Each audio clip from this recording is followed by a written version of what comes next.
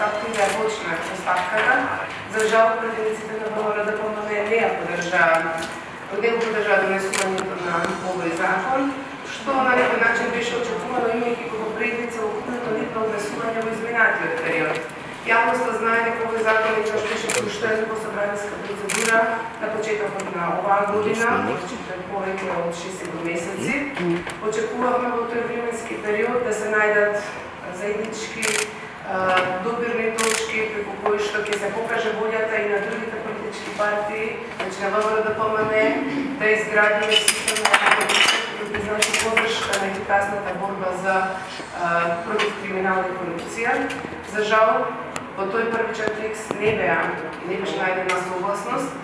Голем дел од нивните амандмани кои што беа дадени во изминатиот период се веќе вградени во законскиот текст.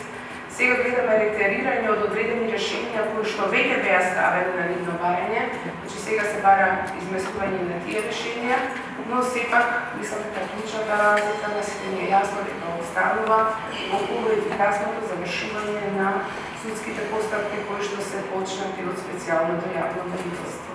За жал преовладува мислењето и впечатокот дека на ВМРО-ДПМН обидно им е да ги спасат оние кои што се обвинети од постапките од специјалното јавно обвинителство, отколку да овозможат ефикасно водење на судските постапки и со тоа обезбедување на отварање на преговори за пристап кон Европската унија.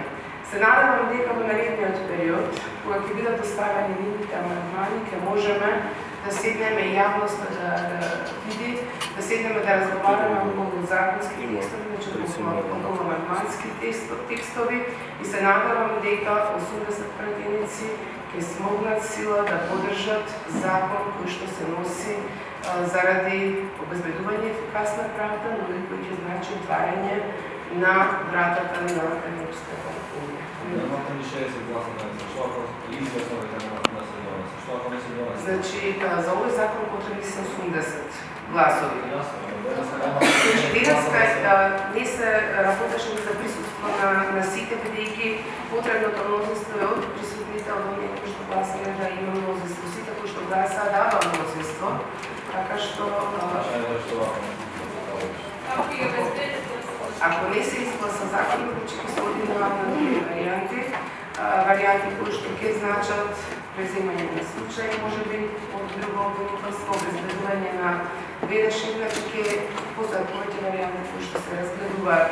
Може и преку измени на законот за совет на јавни обвинители, кои што дава одредени можности да се надминат определени блокади и ситуации.